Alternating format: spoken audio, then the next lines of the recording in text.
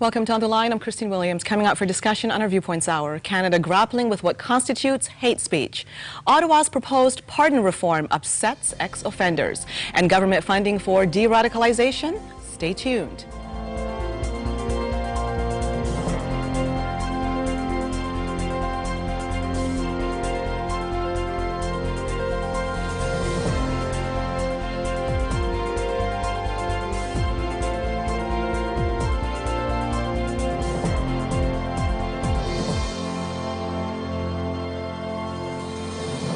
And these are the issues we're presenting today to our Viewpoints guests for commentary. What constitutes hate speech under human rights law? It's an issue Canadian judges continue to grapple with. Ottawa's proposed changes to pardons granted by the National Parole Board is upsetting ex-offenders looking for a new start. The issue of government funding allocation is being discussed. Should the government fund de-radicalization programs for young jihadists? Now let's meet our Viewpoints guests. Paul McKeever is leader of the Freedom Party of Ontario and a lawyer by trade.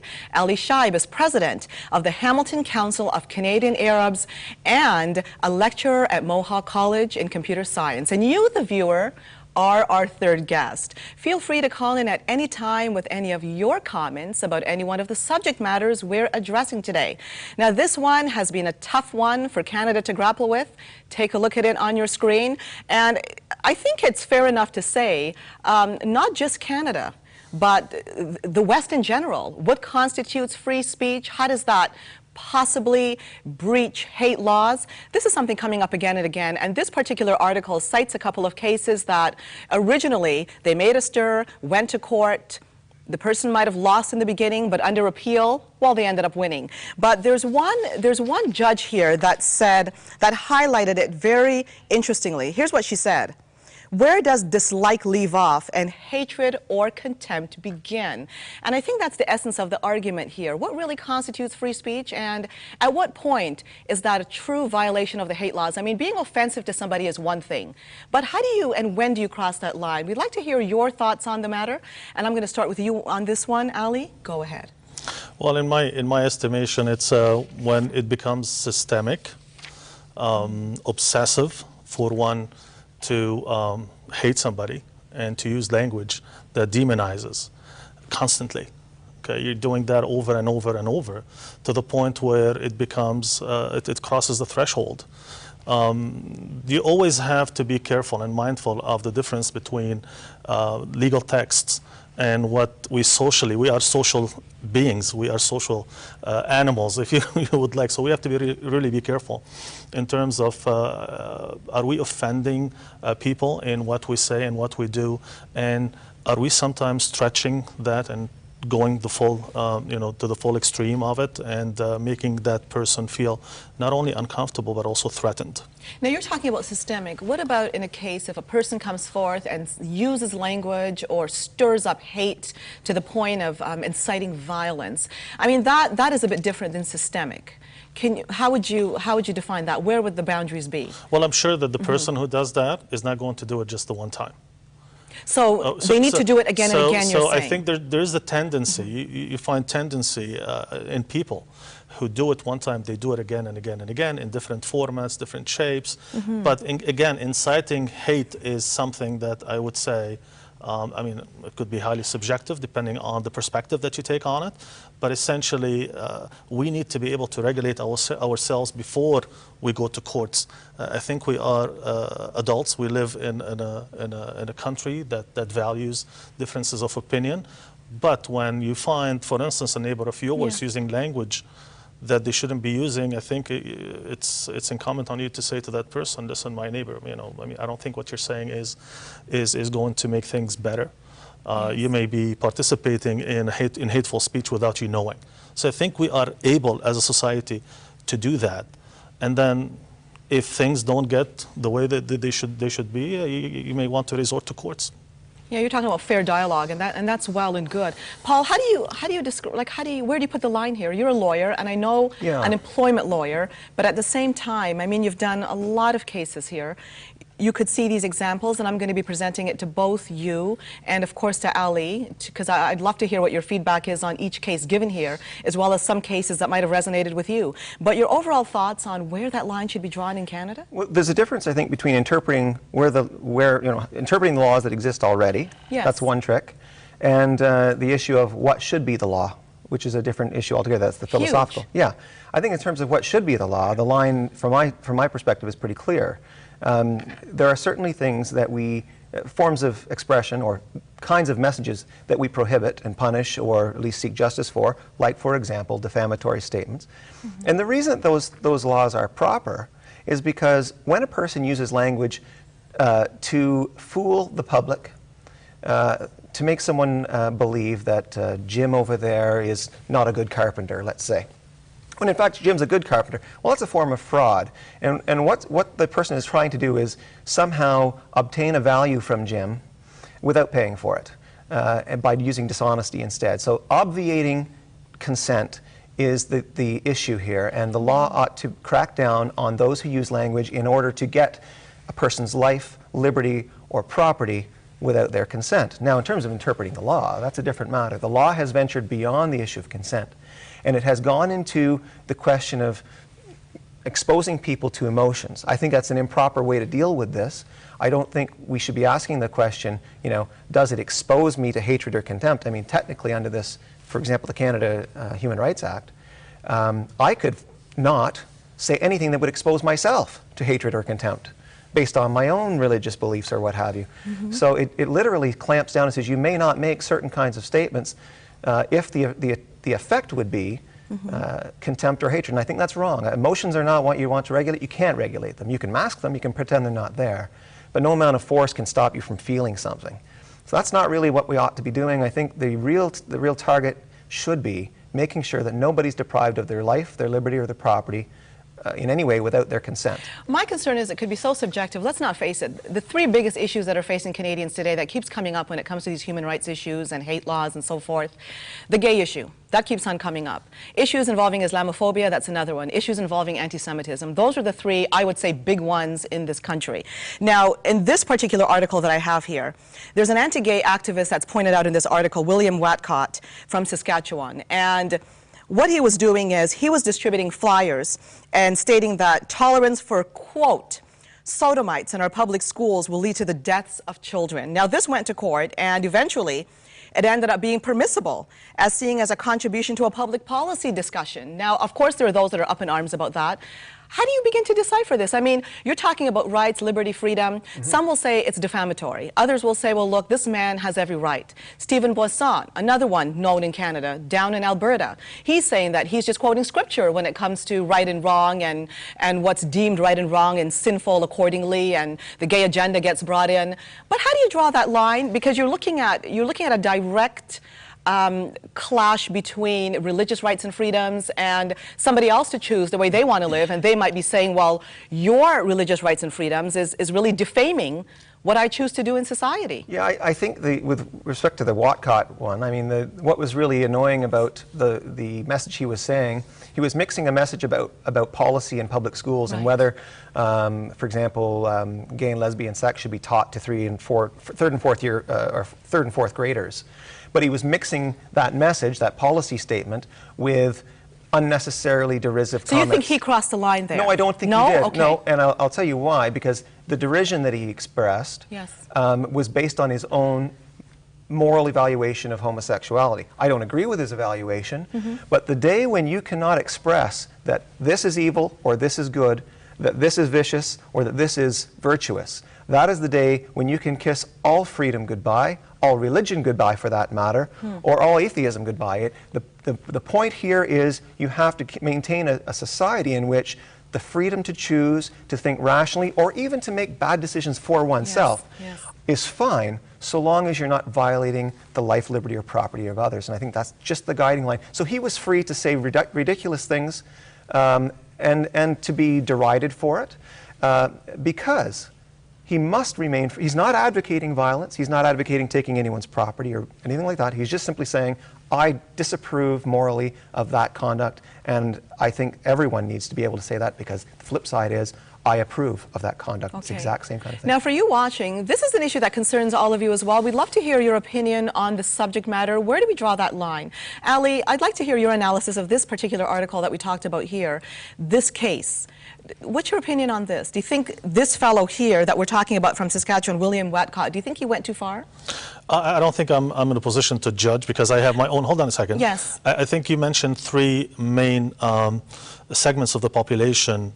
Yes, that tend to be. That comes up. It comes out all the time. But I can add blacks, and I can add also immigrant and newcomer people. Well, yes, but I'm talking about the situation that hits the headlines. Yes, but I just want to make sure your viewers understand that we're not talking about just the these three segments. In that specific one, again, it is really fuzzy. For who am I to kind of go and delve into what that person is thinking about and what's making him say what he's saying, so long as he's not crossing what Paul is referring to as being somebody else's freedoms. Okay. But somebody will say he is. Well, I didn't get that, Paul. No, I didn't get it either. If you read the actual, and luckily the decision, the Watcott decision, which is available, I don't know if it's available on the internet. It was certainly available on my legal database. But you can actually look at the scans of what he wrote. And essentially, he would use a term like sodomite instead of saying gay man or something like that. But other than that, and that was the whole point of the decision, that if you just look at what he called somebody, you might say, well, that was unnecessary or that was inflammatory. But to so isolate it from his whole message, which was about should children be taught gay sex in grade 3 and 4, which is the very discussion we had in Ontario not more than about a week ago. Exactly. Yeah, exactly. Are we saying that we're not allowed to question school curriculum? Of course, and that's what he was doing. That was the primary motive. It's just that he used some lowbrow language to refer to people who engage in conduct that he thinks is not consistent with his own view of the Bible. Christine, I would hate for us to become more like parsers and compilers, where we look at speech and we compile it according to our own understanding and our own values. That's what's happening. And I think that is the crux of the matter. Yes. Who has that power? Okay, who is going to assume the power of saying, if you say something, say, hold on a second, you're not supposed to say that, I'm going to take you to court. Imagine if that becomes the norm.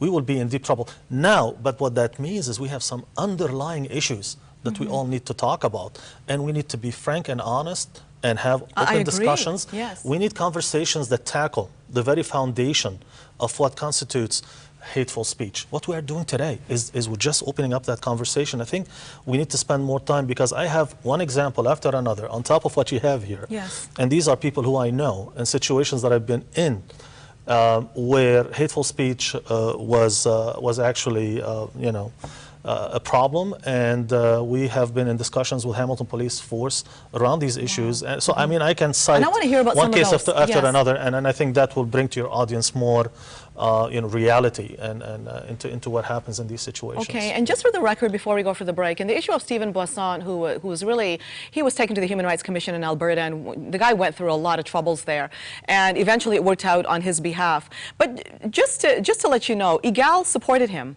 Supported his right to free speech. That's what I found very unique about all this. We're going to continue to talk about this. Once again, our lines are open. We'd like to hear what you think on the subject. We'll be back after this. Don't go away.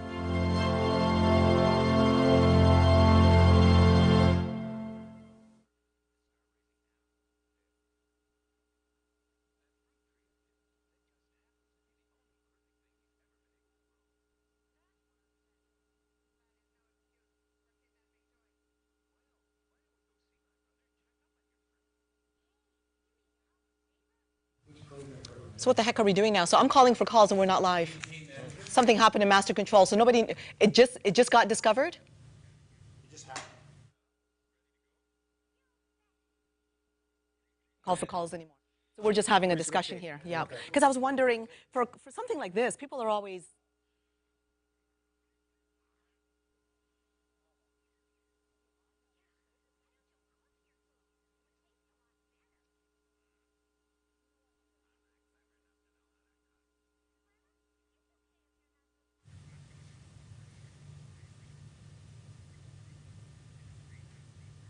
Okay, I'm going to have to say something about it, though. I'm going to have to say something.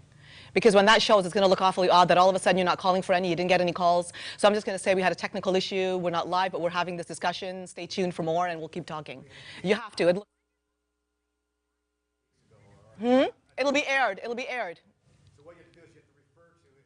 We pre-tape it. I know what I'll do, but I have to mention something. You can't just let this go like this. You're calling for callers. Nobody's calling in. You know, you can't do that. Yeah.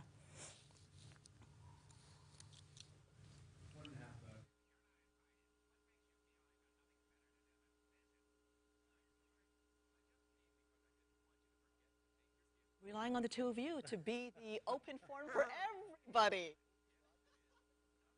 Oh, they're very good. I agree. They represent the entire balance here. Sides. We're gonna have fun with this. I'm gonna take you guys everywhere now because We got time. yeah. Well, there's another angle here. I'm not all that upset with you two. I mean, there's some people where you really want the phone line.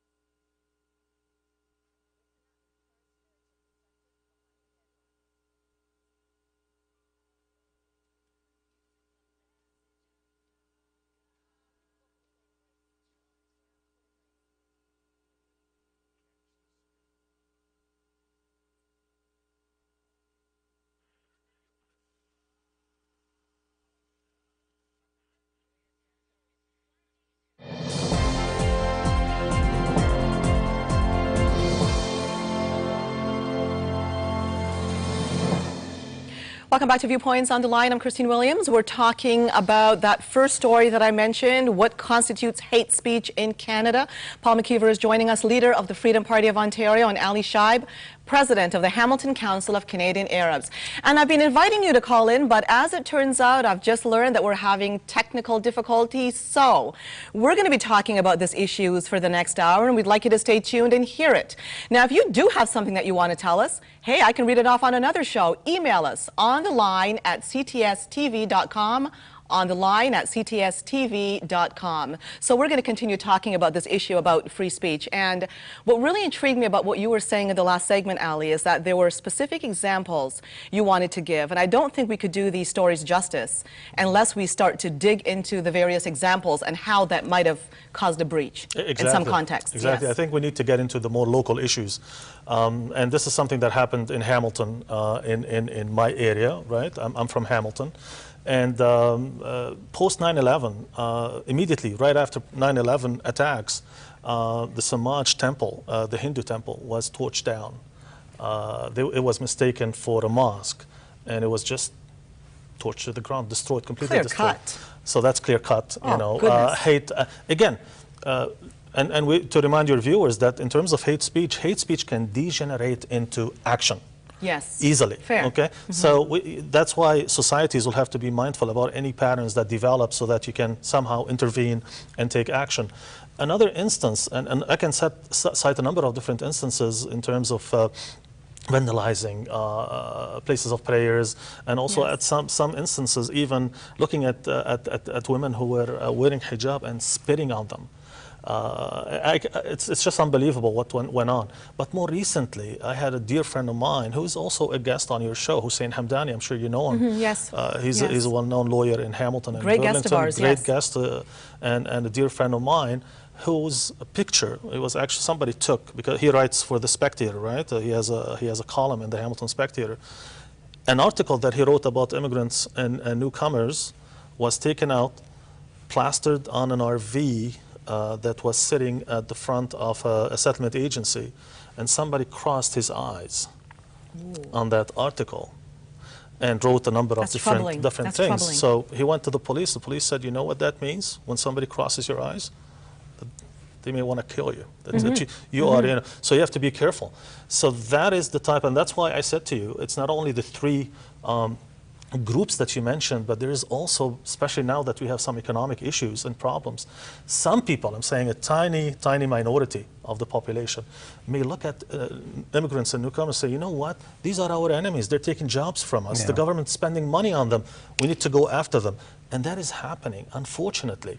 So we are working, okay, when I say we, I mean the diverse communities at Hamilton, to make sure that the Hamilton Police Service, the mayor, everybody, all community leaders and organization leaders are working together to somehow try and as much as possible remedy the situations. You see, I want to turn this over to you, Paul, but, Sure. but it's a question I want to ask in particular. What Ali is stating there, I find very troubling, very disturbing.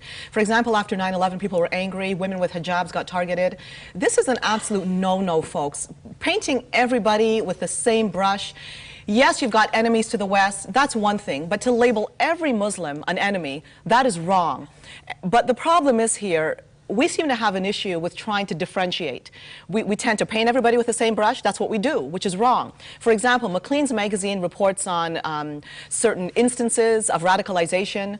Nothing's wrong with that. However, the fallout after, something is very wrong with. So how do we strike a balance? You report what's happening. On the other hand, there's definitely a need to try to educate the public that you just don't paint everybody with the same brush. But the problem, Christine, if you allow me, Paul, the problem also is with the hate speech legislation or the hate law legislations. I don't know the legal term for that. But essentially, they are so broad, they are so abstract, and it's very difficult to prosecute. Yes, it is. To prosecute under those laws. And what happened in one situation, somebody that I know who was a cashier at a local variety store, right after the war on Iraq, okay, somebody went, actually a client of his, went to the counter, asked for a pack of cigarettes. The poor guy turns his back to grab the cigarette, and this person with a handgun, bang, bang, That bang. is really sickening. Okay, he shoots him with 2 rounds. Now, the thing is, okay, the man who shot that person was a white Anglo-Saxon, okay, but nobody from the Muslim community went out after white Anglo-Saxons, and that person possibly would have been Christian. Nobody said Christians did those, heinous crimes, or the people who even torched the mosque. They were found, okay, but nobody went after them as being. But how do you manage that public reaction, the ignorant element of society that would go that far? How do you manage them? Because the answer certainly is not shutting down free speech to manage that ignorant segment of the population. Right. I think, in fact, ignorance and darkness are the same thing, and you want to shine light on those things. Exactly. If the fellow who comes in and shoots somebody did so because he has some belief system, and I'm not going to name any particular one, he's just got a belief system, and maybe it's, I don't know, some kind of Montana Freeman thing or whatever it is. But he's got a belief system.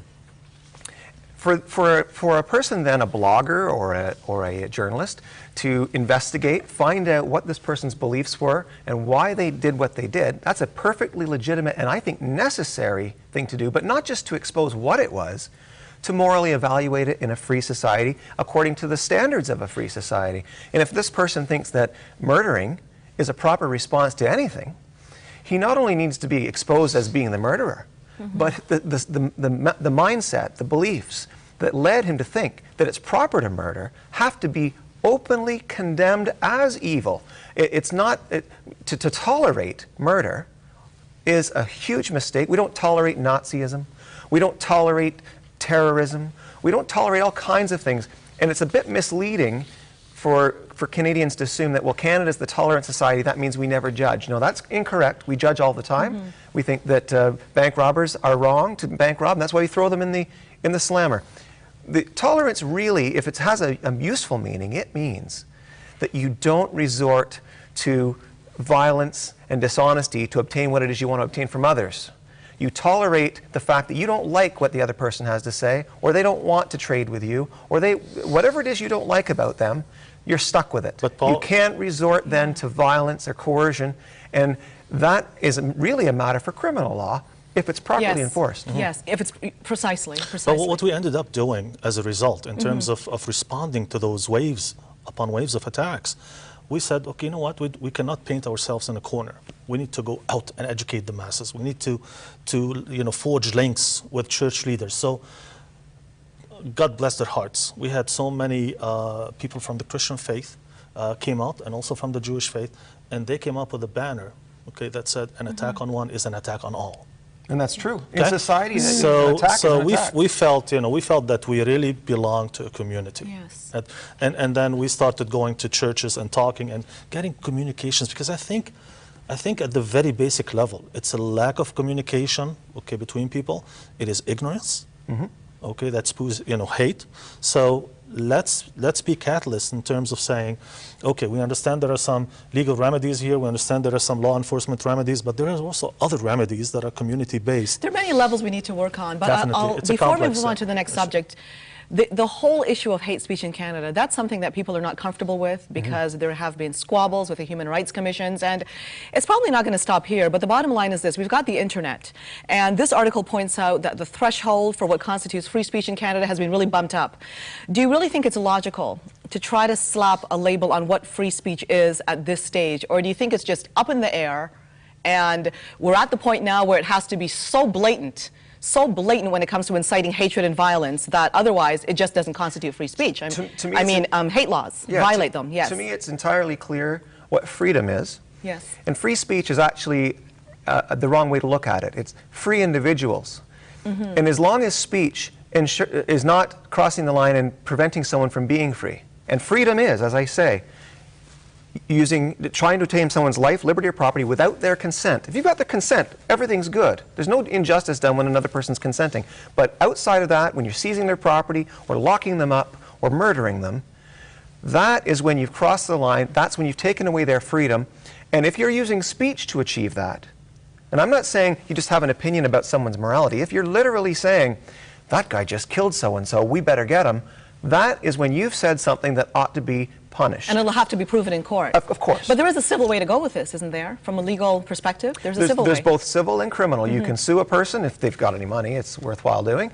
And you can certainly put them in a prison if what they've done is something criminal, like, for example, murdering someone or expropriating them, or hopefully nobody's locking anybody up, but the government does it too. And that's where the Constitution comes in to say the government has overstepped its bounds. The government has to be restrained. It shouldn't be putting people in jail for having an opinion about homosexuality, for having an opinion about what children should be taught, for using foul language, or etc. If you want to be a pig, you're a pig, but you don't throw a person in jail for that. You don't throw a person in jail for being offensive. Let's put it that way. Yes. But Paul, you understand this stuff because you are a lawyer, you are an upstanding citizen, you are a person that's respectful of others, and people respect you for who you are. But you have a tiny segment of our population who really don't intermingle with anybody else. They only go out with people who resemble them. They're not open to any new ideas. They see in the other a threat. So how do you, as a member of our society, try to somehow make change? Try to affect change, and not from any legal. I'm not talking about any legal aspects here, but how do you somehow use your knowledge and innovation to try and change the status quo? I think that the key to a free society is judging others when they step out of line, exposing them. I'm talking moral judgment. I'm not talking about pulling out a gun. And you start with people who are close to you. You start with anybody who is, I guess, the biggest threats to society, and you say, that conduct is evil, here is why. We condemn it, we think it is wrong. And it's happening, it's going on. Absolutely. It takes time, but it's going on. Yeah, it's not enough to... You don't think it's going on? I don't think it's going on in any large way. No, it isn't. I mean, I don't see it at the scale that it should be. Maybe not at the scale, but when you look at the human rights commissions, and even if you look at Stephen Boisson again, and it took EGAL to come and stand up for him, that was a situation that resolved itself because of that kind of a dialogue. The human rights commissions got raked through the coals eventually by public opinion, by the media, by, again, legal judgments as well. So we're seeing a movement here in Canada. Things are sorting out themselves, but unfortunately, there are a lot of people getting hurt by it. Well, I think there's unfortunately a development. You know, I've seen society, to my mind, has developed this way. You have a society that maybe years ago was much more religious. It got its rules of right and wrong from Scripture, from a Bible or from a holy book. There has been a pushback against religion in some quarters that has resulted in not only an abandonment of God, but an abandonment of any sense of right and wrong. There's a false assumption that if you if for some reason you don't want to believe in God, you have to abandon any concept of right or wrong, and you have to tolerate That's a major issue. Right, and that you Yes. have to tolerate all kinds of good and evil as well. That's just good for him or evil for him. No, there is an objective standard, even if you don't believe in God. Return to the law of the jungle, survival of the fittest. Well, I think the objective standard is we either accept that in a free society, all relations between individuals must be consensual, or we do fall into the law of the jungle. And as long as things are consensual, you can believe in a God or not believe in a God, but you cannot say there is no such thing as right and wrong. If you say there's no such thing as right and wrong, but that it's all subjective, there won't be any laws to protect people, whether they're religious or not religious. Yes. Okay, and we're going to have to go for our next break. When we come back, we're going to be talking about the proposed changes coming to ex-offenders getting a pardon. We'll be back after this. Don't go away.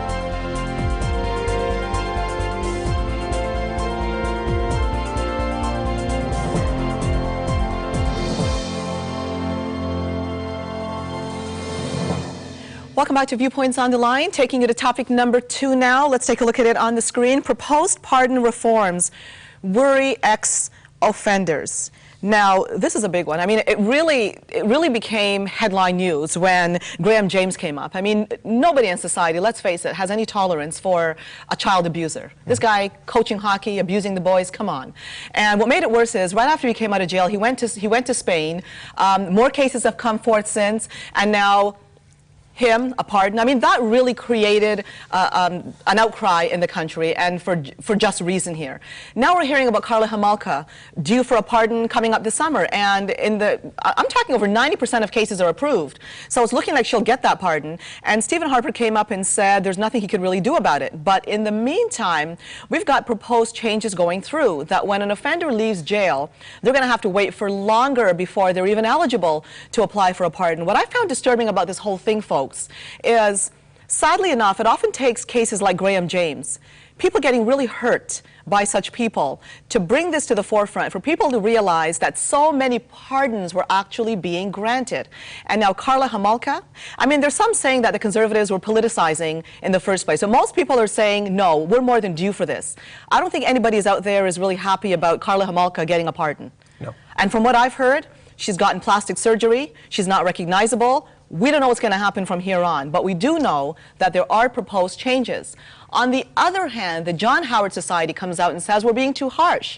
And in this particular article that we have, here you have a guy that he really hasn't done anything in the magnitude of Karla Homolka or Graham James. He's committed, by all indications, some petty thefts, and he's trying to clean his life up. He's gotten his papers to practice as a nurse, and now he's hearing that rather than wait for 3 years, he's going to have to wait for some 5 years now. The problem I see with this, though, is that the differentiation between crimes, and obviously there's an outcry by, I would say, most ex-offenders because they're looking at cleaning up their lives, but there's also the victim aspect, and take it away. I'm going to start with you on this one first, Paul. First of all, the revision of the pardon system. Well, I never get all that upset about, changes that are based on degree, 3 years, 4 years, 5 years. I'm more concerned with changes of kind. So if, for example, the kind is going to be that anybody who has abused a child will no longer be eligible for pardon at all, I'm all in favor. In fact, yes. I'm not, so Karla Homolka, what on earth, why do we have a pardon system that would ever grant her pardon? How is that a pardonable offense? Ever. It's unfathomable. But there's another element to this, and it's actually got nothing to do with the pardon system itself. It's partly what you referred to. Why does it take this big, event to bring people's attention to bad law? Well, that's the way things work, and yes. Mark Emery, Mark Emery, yeah, the so-called Prince of Pot, sold seeds intentionally so as to get charged, to bring that issue to the fore. It has. The internet's That's how the media works. Yeah, and the blogosphere is full of people outraged that he's now being extradited to the United States for at minimum 5-year sentence, where in Canada he would have got a $200 fine.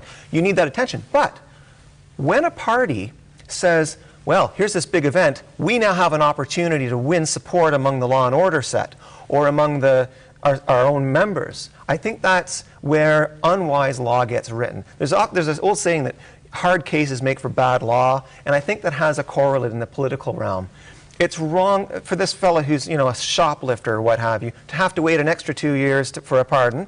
I think he's being dealt a raw deal for completely unjust and irrelevant reasons. That is, the party in power, and I'm not going to just say it's the Conservatives, it would have been any party, but especially I think the Conservatives, because of their law and order stand, I suppose, are using this opportunity to say, look, we're not like the Liberals, we're really tough. This was an old Liberal law and we're toughening it up. And I think that's never a proper thing to do. And there's been a pattern of that over the last 4 years. I understand that that's their strong suit, that the Conservatives have said, well, law and order is going to be our and maybe the war in Afghanistan, cooperation with America, those are going to be their strong issues. But there's a downside to that, and I think it's the injustice that's rendered on people like the fellow we're talking about, where it's a minor offense. And I keep saying it, I wish they would dial it back a bit. They're not. So in that respect, I condemn them for this. Not for, I mean, if they want to, as I say, crack down so Karla Homolka and this other child molester. Could be premature, though. I mean, we know about the 3 to 5 years. The difference is now it's not going to be 3, it's going to be 5. Yeah. We know some points, but we really don't know what exactly the package is going to be, right, how that whole system is going to end up working, and whether it will be fine-tuned enough to differentiate between offenses, because there are indications that it will be. But let's hope so. Go ahead, Ali. I think it also points to our inability as a society to come up with a system that works. We always have loopholes. And you have people who really target those loopholes and they slip through. Okay, so the question becomes in a situation like that of Karla Homolka's and Paul Bernardo's. I mean, that's so flagrant. It's I mean, her own sister, for God's sakes. Yes. You know, I mean, the level of viciousness displayed by these two people is just beyond me. And what does it say about our government that it would pardon that? Exactly. Yes, so yes. that becomes a huge question. And you know what? People talk about it once, twice, and then they forget it. Okay.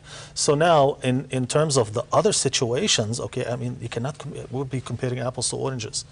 But definitely with Karla Homolka, that's a huge issue. Like, to me, and with the sex offenders. I mean, the sex offenders, I mean, years for sure. ago, Yeah. I interviewed a top psychiatrist with Corrections Canada, and this fellow was saying how difficult, if not virtually impossible, to bring about these sex offenders, particularly when it comes to children.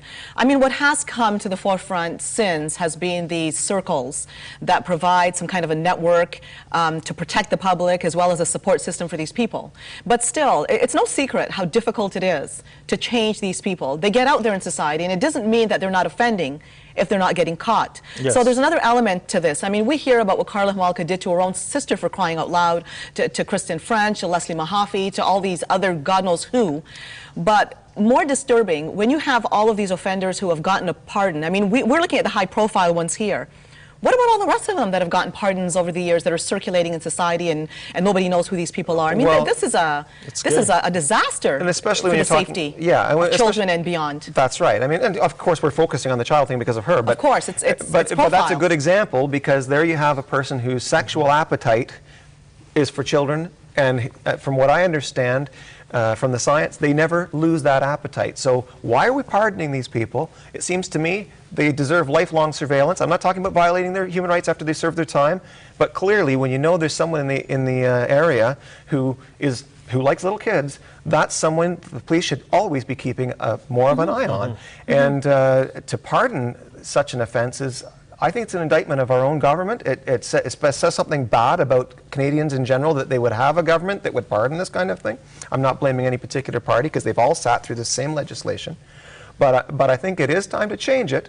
I just don't think they need to do brain surgery with an ice pick. So, you know, maybe they should be even heavier on the Karla Homolkas, but maybe a bit lighter on the shoplifter or the guy who was accidentally drunk in a public place, or whatever it was he did that was not really harmful to someone else. numerous pot smokers and et cetera. I'll just throw those in there. But I'm just saying these people are not at all in the same category as murderers, child No, not at molesters. all. Not at all. There needs to be that distinction for sure. Paul, I don't want to put you on the spot, but I'm curious what you'll say about this. I mean, you're a clever lawyer. From the point of view of Karla Homolka, yes, Stephen Harper came out and he said that there's nothing he can do.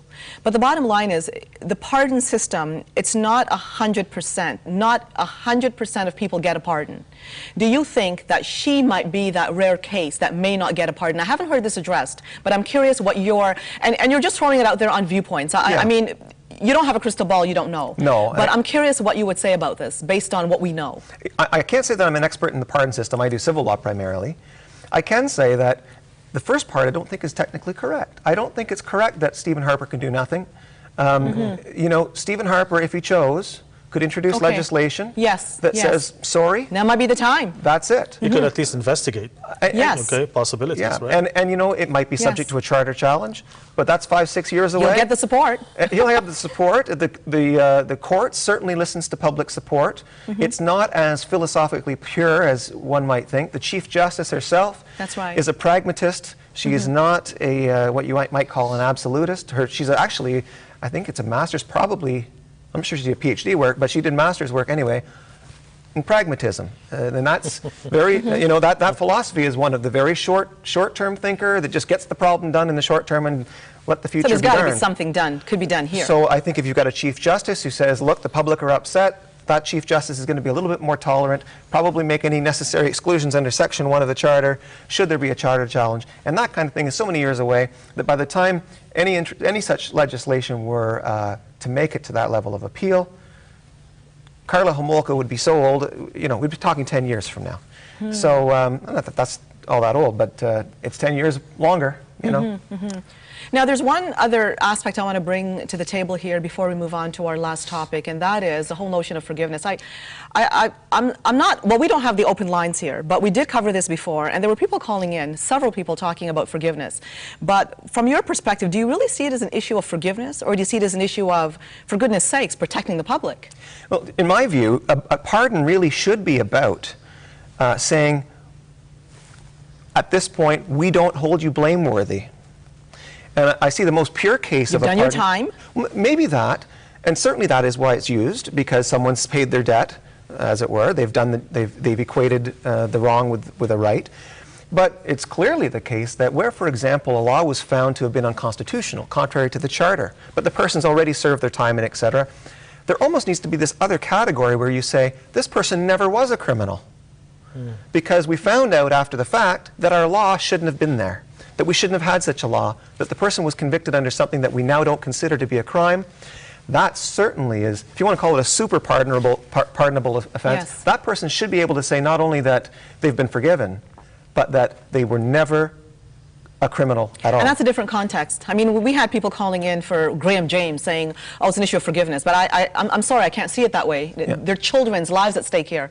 Ali, any final words on that topic? Yeah, I think, you know, people are nice. They want to be nice. And it's a good thing. And it's a good thing to assume that position. And you know, I think I wouldn't want to say that that's not a good thing to do. But at the same time, we have to be mindful of what Paul has just said. I mean, that should be in our background.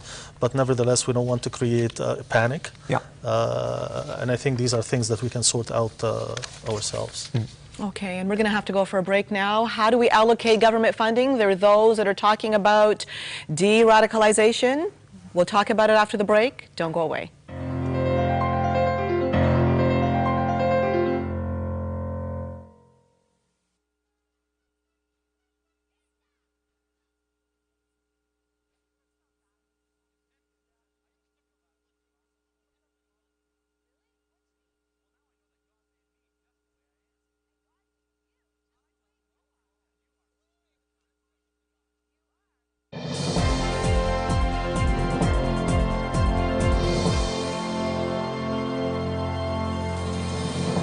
Hello again, and welcome back to Viewpoints on the Line. Let's take a look at the third topic we're talking about now, and it's entitled Government Funding for All, in brackets, Even Jihadis, written by Robert Fulford, The National Post. Now, the gist of this article is, of course, when it comes to government funding, let's not make any bones about it. Everybody wants a piece of the pie. Everybody wants funding. I mean, lately, we saw some criticism of the Harper government for pulling back some funding from the feminist groups. That's just one example, and we're not discussing that, but my point is, the arts was another one. Everybody wants funding for something. Now, this particular issue came up, and it was on a CBC radio show where viewers called, we get viewers, listeners called in, talking about, for instance, deprogramming jihadis. And the question is, yes, there are some de-radicalization programs going on, and I applaud those. The question is, should these programs be publicly funded? And that's what we're debating and discussing right now. How do you decipher, how do you even weigh through where your tax dollars go when it comes to the entire benefit of society? Let's start with you on this one, Ali. I think these programs are meant for everyone, not necessarily just for people who are Muslim or belong to a certain religion or sect. But I think they do help. They do help at the end of the day in terms of helping promote a culture of peace. How do you find, and this is, by the way, related to your first topic. Yes, it is. The topic yes, of hate. How do you take hate and turn that into a conversation whereby you can have tangible results at the end of the day? And also participate, I mean, I participate personally in a program that's being funded by the government, and what we try to do is build leadership among Muslim youth. So it's being done. It's being done. It needs to be done, and I think that I mean, we're doing a really innovative project in Hamilton, but we don't have the time to talk about it. But essentially, what it does is we are taking youth, and we are having college university professors, lawyers, engineers work with youth in terms of trying to bring them out and get them participate in mentorship programs to see the world, okay, and to not be indoctrinated as much as some of the parents may want them to be in certain aspects of the Okay, religion. now I'm going to add another component to this, because Paul, you were on with us when we talked about Afrocentric schools. Yes. And that was just one example, and I'm going to make a tie-in here. Now, what Ali is talking about here, he's already doing it, and there's funding, and there are many programs across the board dealing with these issues. We've even talked about the gang violence issue here, and how some groups are having trouble assimilating in society, or even reconciling some of the issues they have to deal with. I've had former gangsters here, people who had a tough life, cleaned up their life, moved ahead very productively. This is going on, and there are many groups, many social groups that the government is already funding. So my question is that not enough, that these groups, like what you're talking about, is being funded? You know the community, you know the issues among the youth, just like they have black communities and people who know those groups and they're working with them. Do we need to actually start a special de-radicalization program per se? Well, the hope is that this is going to come out of all of these different activities. That at the end of the day, you will have a youth who can really see from different perspectives, and they're not just somewhere thinking in terms of relationships between God and some of the stuff that happens in a very monotonic fashion. So we are trying as much as possible to bring out issues that touch even on some of the more religious understandings that people have. Essentially, I think the success of that project is going to show in the long run, and that's why I would say that if you are looking for a quick fix, you're not going to see it. Yes, of course not. This is continuous, hard, laborious type of engagement that you get on it and you move on. Well, I think that the role of government is to protect my life, liberty, and property. So I'm opposed to any situation in which the government's taking money and spending it on something that I didn't choose to spend it on. I'm not talking about protecting my life, liberty, and property. Those things are proper functions. But I'm looking at the broader context of the article. The authors that we were looking at, this Dr. Fulford here, I call him Dr. Fulford, I believe he's a doctor. In any event, he's talking not only about Islamic, the program that was here, but also how did we get here? How did we get government so involved in healthcare, education, and everything else? And we think it's too much. We know that. Well, the mistake that I think was made was that people thought that this was somehow going to make things better. Politicians realize, and I've mentioned this to you before, you end up with every election someone promising 6 or 12 new programs, none of which are ever, in my view, even philosophically justified, but even if they were, they're never maintained. They can't be maintained without going bankrupt. So what they really do is they allow everything just sort of to wither on the vine. With healthcare, they've got a special, I mean, it's the biggest part of the budget. Literally 70, I think it's 65 cents of every Ontario tax dollar, for example, is spent solely on healthcare. The thing is, you're only going to complain about healthcare after it's failed you, and most people don't get failed. Almost all of the money spent on healthcare happens when you're just born and when you're just dying. Well, dead people don't vote, so politicians don't have to worry about that. If the person died because the healthcare service wasn't there for them, so what? It's not going to affect them in the election. The rest of us, who for the most part need fairly minor and less costly service from the healthcare system, seem to think it'll be there when we need the big job done. It won't be there. But the politicians get to deny it and say, well, everything's great. When were you ever let down? Yes. And all you've ever had to do is bring your child in for an earache or something. Well, of course it served you on that. But you need intervention, Paul. At some point, you need... But do you think we rely too much, Ali? Do you think we're relying too much on government? Because I would go so far as to say so today. We depend on the government for everything when it's really taxpayers. Where are we going to go for this stuff? Tell me. I'm not saying no government money, period. But we have to be realistic. You need to put resources out there, and those resources are going to have to come from a source somewhere. But there's got to be a limit. Well, it can't be indiscriminate. I mean, I agree with you. I agree on setting limits and everything else, but I am not with Paul on this one by saying, the government shouldn't get involved in this, and the He's government... a true capitalist. Well, exactly. I mean, you have two different points of view here, but we don't have in the private sector or even non-profit sector opportunities. Great discussion, guys. Paul and Ali, thank you so much for joining me today. Thank you, Christine. And that's all the time we have. See you again next time. I'm Christine Williams, and from all of us, thank you for watching.